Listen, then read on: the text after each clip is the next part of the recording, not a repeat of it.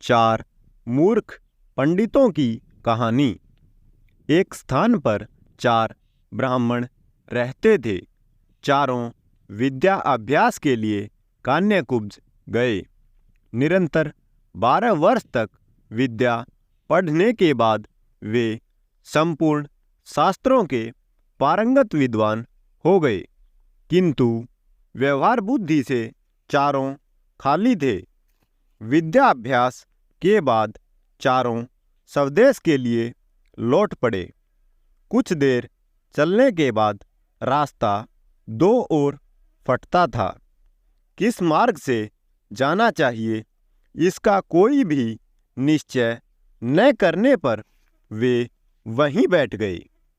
इसी समय वहां से एक मृत वैश्य बालक की अर्थी निकली। अर्थी के साथ बहुत से महाजन भी थे।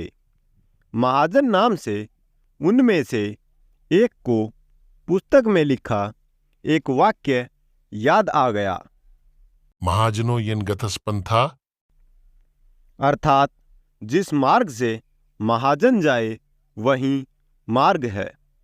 पुस्तक में लिखे को ब्रह्म वाक्य मानने वाले चारों पंडित महाजनों के पीछे पीछे शमशान की ओर चल पड़े। थोड़ी दूर पर शमशान में उन्होंने एक गधे को खड़ा हुआ देखा। गधे को देखते ही उन्हें शास्त्र की यह बात याद आ गई।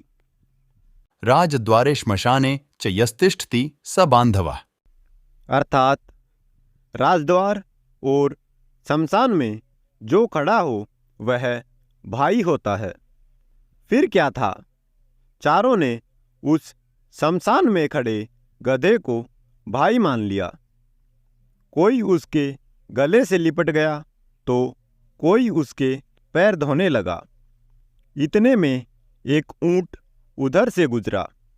उसे देखकर सब विचार में पड़ गए कि यह कौन है। 12 वर्ष तक विद्यालय की 4 दीवारियों में रहते हुए उन्हें पुस्तकों के अतिरिक्त संसार की किसी वस्तु का ज्ञान नहीं था।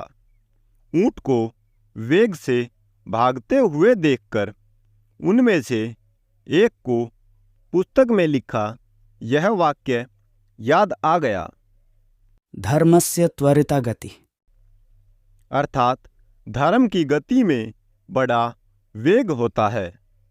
उन्हें निश्चय हो गया कि वेग से जाने वाली यह वस्तु अवश्य ही धर्म है।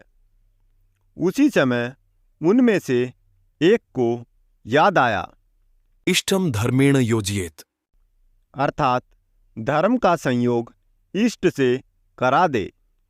उनकी समझ में इष्ट बांधव तो गधा था और ऊंट था धर्म। दोनों